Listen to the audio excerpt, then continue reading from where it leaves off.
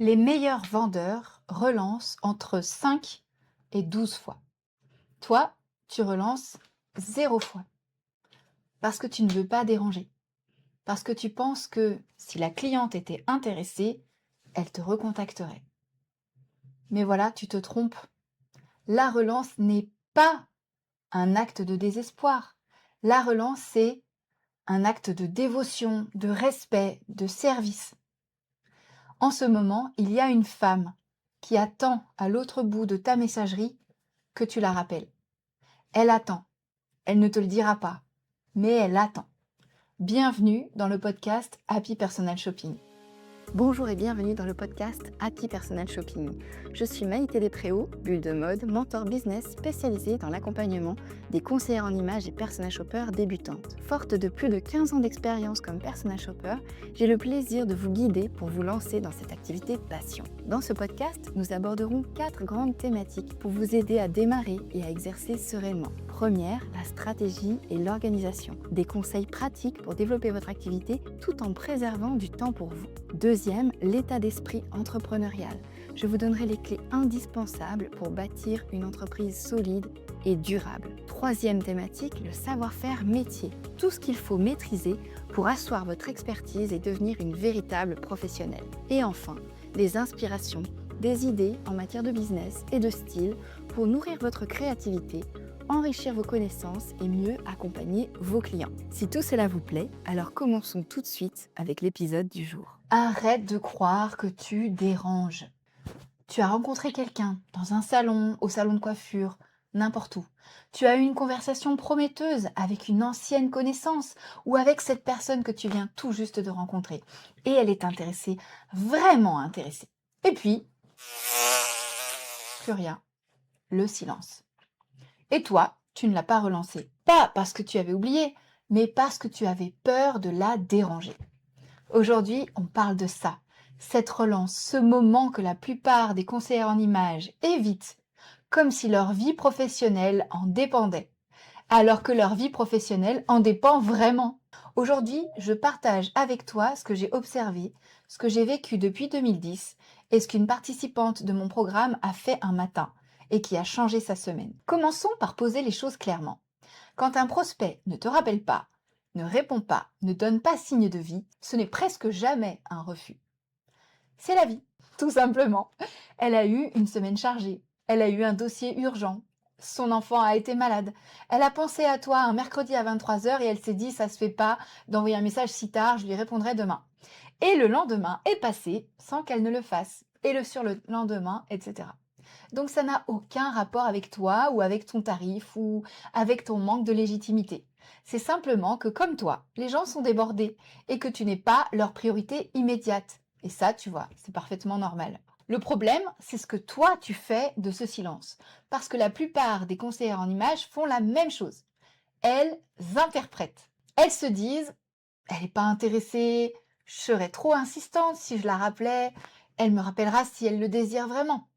Et elles attendent. Je te rassure, moi aussi j'ai fait ça les premiers temps quand j'ai lancé mon activité.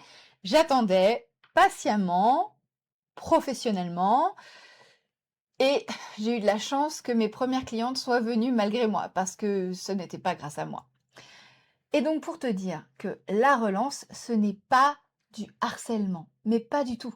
Parce que c'est pas parce que toi, tu y penses toute la journée à ce contact prometteur que tu as eu parce que c'est un des premiers que tu as pu avoir, tu te dis: «Ah là là, si je rappelle, je vais insister et ça se voit que en fait, j'ai trop besoin de travailler» et tu vas insister tellement lourdement, tu vas avoir l'impression que rappeler à quelqu'un que tu existes, parce que tu l'as en tête, parce que, ben, voilà, tu es à sa disposition, bah, tu as l'impression que c'est la harceler. Non, au contraire, si tu la relances, c'est une marque de respect, c'est une marque d'estime parce que tu montres à cette personne qu'elle est importante et que son besoin compte pour toi. Et ça a vraiment une valeur parce que c'est pas une intrusion du tout, tu comprends? Donc, avant de te parler de ce que tu vas dire, je veux d'abord te parler de ce qui se passe dans ta tête parce que c'est hyper important. Avant de parler de relance, on va déjà analyser ce qui se passe dans ta tête parce que c'est là que tout se joue. Souvent, tu le sais, je te parle de posture et c'est là que tout se joue. Parce que quand tu relances avec la peur de déranger. Et ça se sent. Ça transparaît dans le ton de ton message, dans les mots que tu choisis, dans la formulation maladroite qui commence par je veux pas te déranger, mais oui, bonjour Véronique. Alors, est-ce que je vous dérange? Non, non, non, non, parce que ça va mettre l'autre mal à l'aise. Pas parce qu'elle ne veut pas de toi, encore une fois, mais tout simplement parce que tu lui envoies un message comme quoi tu serais gênante. Et elle va commencer à le croire. Tu vois? Donc la bonne question à te poser avant de relancer, c'est est-ce que je la contacte pour vendre ou pour l'aider? Si tu penses à ton carnet de commandes, à ton chiffre d'affaires du mois, à ta peur de ne pas avoir de clientes, bah c'est clair, hein, ton message il va être centré sur toi et ça ne va pas fonctionner. En revanche, si tu commences à penser à elle, à ce qu'elle t'avait dit quand vous avez discuté, à ce qu'elle cherchait, là tu vas écrire un message centré sur elle. La différence entre les deux, c'est la différence entre quelqu'un qui te sollicite et quelqu'un qui pense à toi. Quand tu es dans l'intention d'aider, ça revient sur toi. Pas comme un calcul, mais vraiment comme une conséquence naturelle.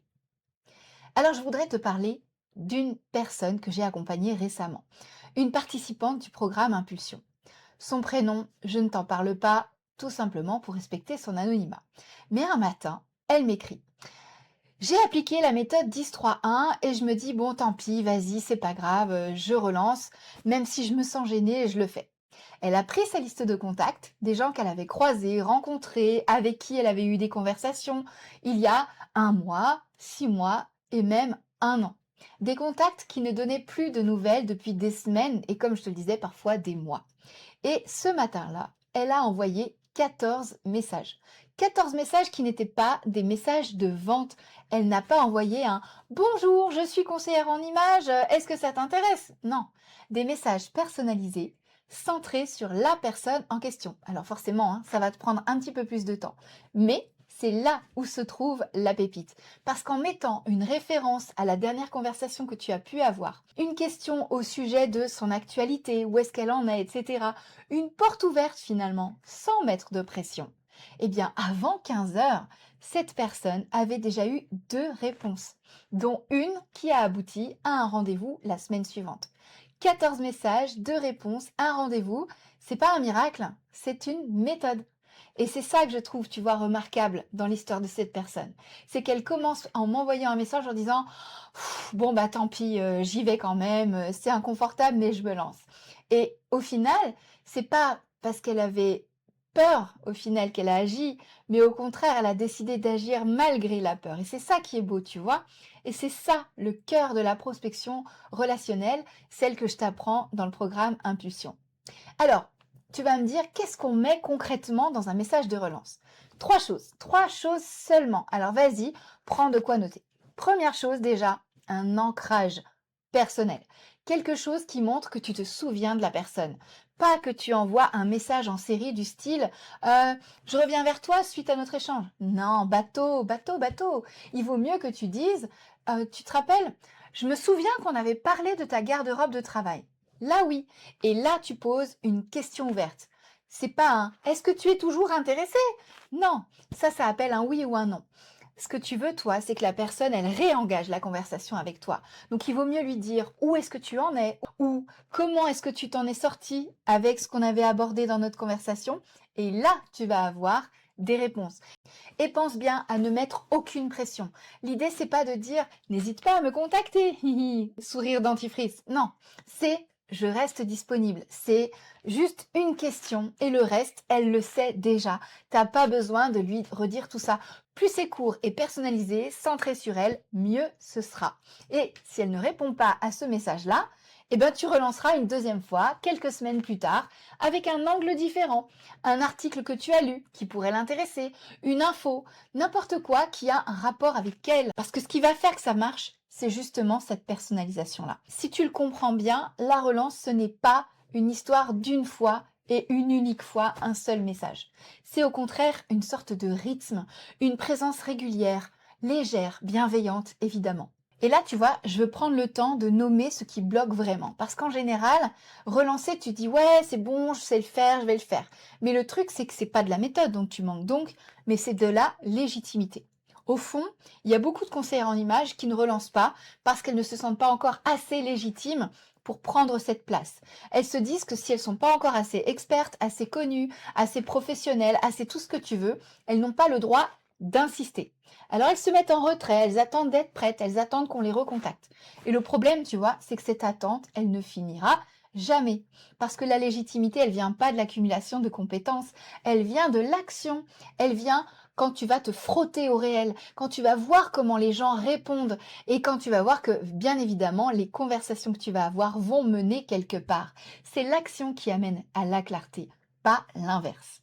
Alors, si on récapitule un peu tout ça, ce qu'on a vu aujourd'hui, c'est que première chose, le silence d'un prospect n'est presque jamais un refus. C'est juste la vie. Alors, accord Toltec, arrête de faire des suppositions. Pose plutôt la question à la personne directement. Deuxième point, l'état d'esprit compte autant que le script, autant que le message. Relancer avec le mauvais état d'esprit, ça ne va pas fonctionner. Il faut vraiment que tu te dises comment est-ce que je peux l'aider, pas comment est-ce que je peux lui vendre ma prestation. Troisième point, un bon message de relance tient en 3 choses. Un ancrage personnel, une question ouverte et aucune pression. Et puis je vais t'en rajouter un 4e parce que ce qui bloque vraiment encore une fois, c'est pas cette histoire de méthode, c'est la légitimité. Donc pense-y, à chaque fois que tu rencontres quelqu'un, n'aie pas peur de lui envoyer un message dans les jours, semaines qui viennent, parce qu'au contraire, tu vas lui montrer que tu es professionnel en continuant la conversation. Alors, bien entendu, si tu te reconnais dans ce que je viens de décrire, si tu as des contacts qui dorment dans ton téléphone, dans ta boîte mail, des conversations prometteuses qui n'ont jamais eu de suite dans ta messagerie et une liste de gens que tu n'oses pas relancer, alors tu sais quoi, c'est exactement pour ça que j'ai créé Impulsion. Comme tu le sais peut-être, et sinon je te le répète avec plaisir, Impulsion, c'est le programme business pour les conseillers en images qui ont la compétence technique, mais qui n'ont pas encore les clientes qui vont avec. Elles ont la compétence technique, mais il leur manque la méthode 10-3-1, cette fameuse méthode que j'ai inventée depuis 2010 et qui va te permettre de mettre en pratique cette prospection relationnelle dont je parle à longueur de temps et tout au long de mes différents épisodes. Cette méthode, je te l'enseigne intégralement dans le programme Impulsion avec tous les scripts, tous les exemples, le plan d'action sur 30 jours que tu vas pouvoir mettre en œuvre. Ce programme, je le présente habituellement à travers une masterclass gratuite. Tu peux y accéder en cliquant sur le lien qui se trouve dans la description si toi aussi tu veux découvrir cette méthode et enfin passer à l'action. Voilà, c'est tout pour aujourd'hui. J'espère que cet épisode sur les relances vous a plu. N'oubliez pas d'écouter l'épisode précédent dans lequel je vous parle des salons professionnels et ce que vous pouvez en attendre réellement.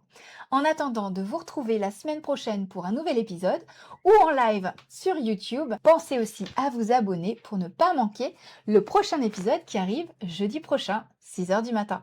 Je vous remercie encore pour votre écoute. N'oubliez pas de laisser une note 5 étoiles pour le podcast. C'est le meilleur moyen de me soutenir et de m'aider à toucher d'autres conseillères en images qui auraient besoin d'entendre elles aussi mon message. Je te remercie pour ton écoute et je te dis à la semaine prochaine.